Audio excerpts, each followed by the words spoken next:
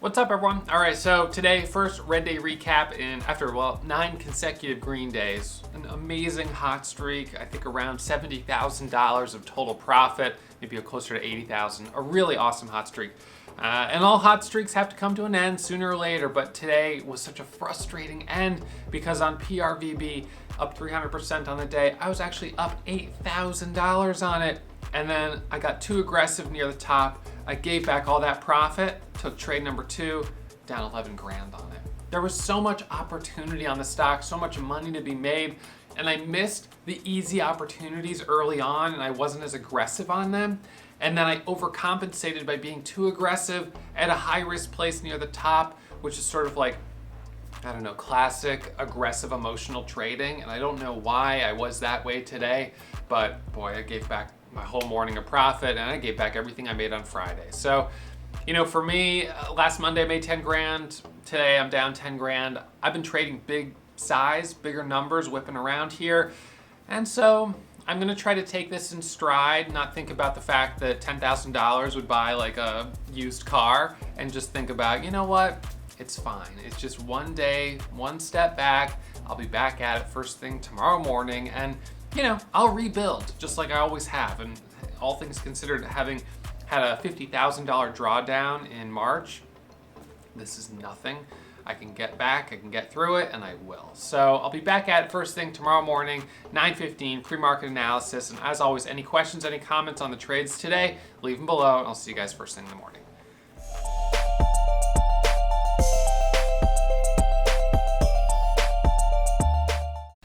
All right, everyone. So we're going to do our recap today. Today is red day recap, as you can see here. And, red days happen from time to time. It's my first red day of the month, but this is a particularly frustrating day because I was actually up almost $10,000 before I had a series of 2 red trades where I gave back all of the profit and then went way into the red.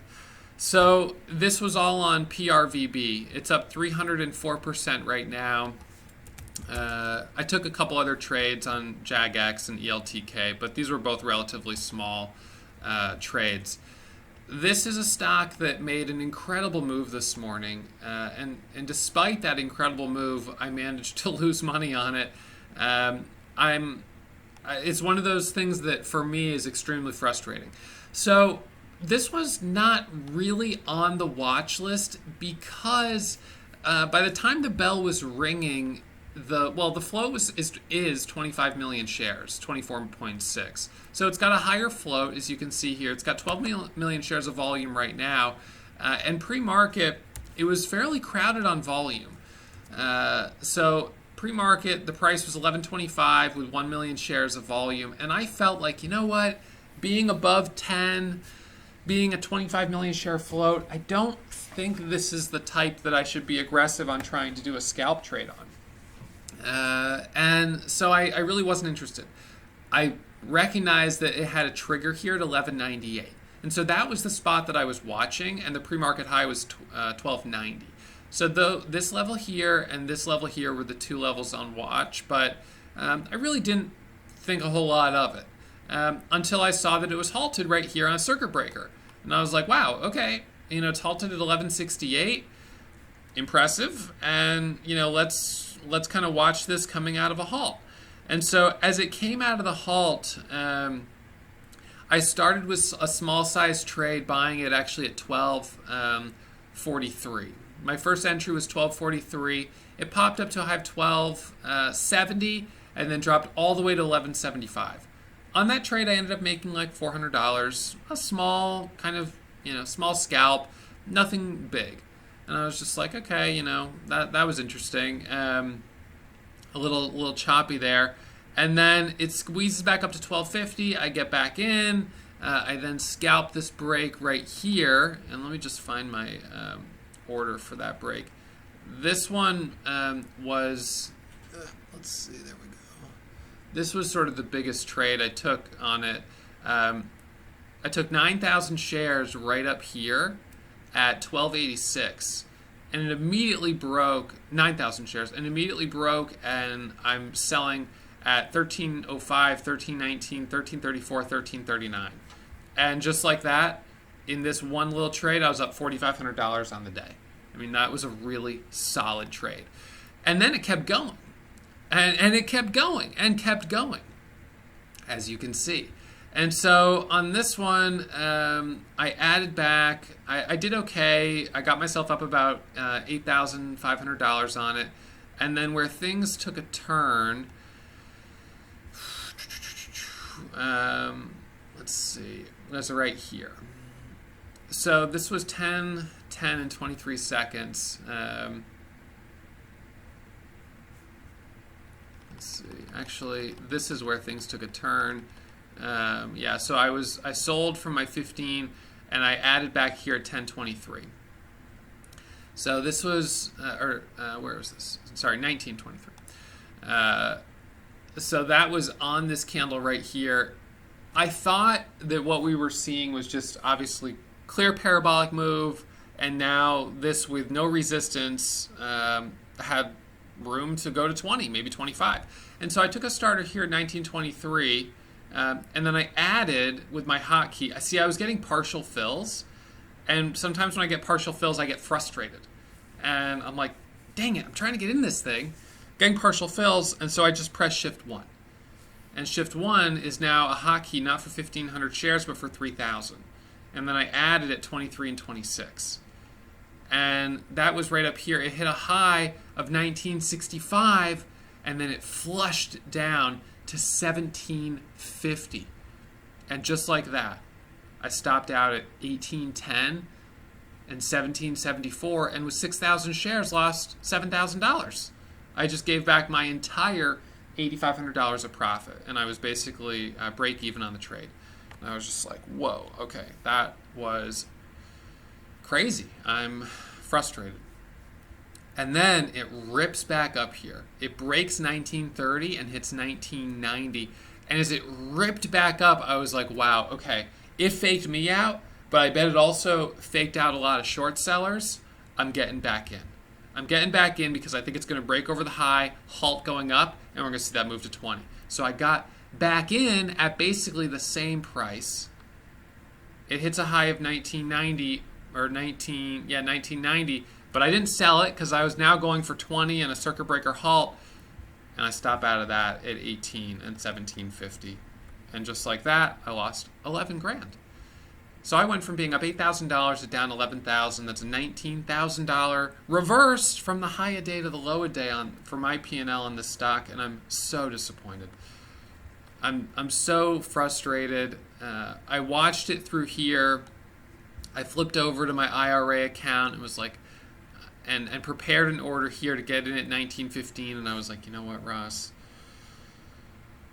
You're already down 10 grand on the day, and you were confident on this setup, and you were confident on this setup, confident enough to take the trades. I'm confident here. What if I'm wrong? What if I'm wrong a third time? And this thing just dropped to 17. What if I get in right here at 1950 and drops to 17 and I lose another 5 grand? I've got to stop somewhere. Well, to my frustration, it breaks 1915 and squeezes up to 2007, then hit a high of 2115. Squeezes all the way up here to 2282.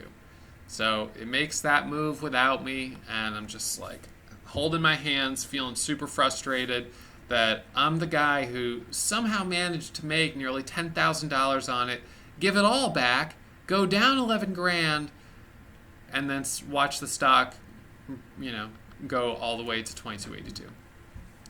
So this speaks to two primary issues. The first issue was that instead of reducing share size as it went higher, I in fact increased share size all the way up to 7,000 and 8,000 share positions at the high. Now 7,000 and 8,000 share positions down here when it was at 12 and 13, okay, getting myself up to 5,000 on the day, 6,000, okay, that was fine, that was aggressive, but then it's time to scale back, especially after this type of parabolic move. And I was overconfident. I used too much share size, and I gave back all that profit. And that was 100% my own fault. I was too aggressive. Was this a day to be aggressive? Well, considering since my last red day, I've made almost $80,000. I guess this was a good enough day to be aggressive as any. I've had a really great hot streak. I mean, I made 30 grand last week and almost 10,000 just on Friday. Being aggressive is how I made that much money in the last, 10 days. So I think that I just should have been mindful that at this point right here, I was taking a big position of a nearly $20 stock. And historically, this is where I've had some really big losses in the past. NETE was one of them. I can remember that was like a $15,000 loss. A 6,000 share position, losing $2.50 a share. And that was on this stock. If I go back here a ways, we had this day. This was back even further than this. It was right in here where it squeezed up to 20. Next day it goes up to a high of $33. I mean, it was incredible. But the problem with stocks in this price range is that when they go the wrong way and they whip down, they can whip $2 against you. And you cannot hold as an aggressive day trader scalping breakouts. You cannot hold down $2 and $3 a share. I simply can't. I don't size to allow $2 to $3 a share of risk. But that's kind of what you need to allow for with this type of stock. Because the reality is here, it went from $19.90 down to a low of $17, and it was still bullish. So it had a 3-point drawdown and then ripped back up. But I couldn't afford the $3 per share drawdown with 9,000 shares. That's $27,000. So I took the loss, and then it rips back up, and that's just part of the deal. And you can always get back in, but I kind of undercapitalized on the first part of the move, being cautious.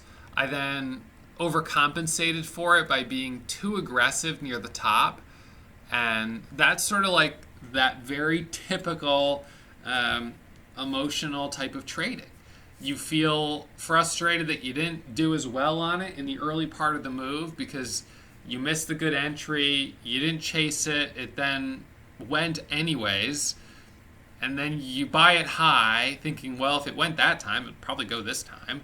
And you take bigger size, try to make up for what you missed, and then that's the time where it fails and you get a slap for breaking the rules. And, that's... I don't know that I was really on this setup here.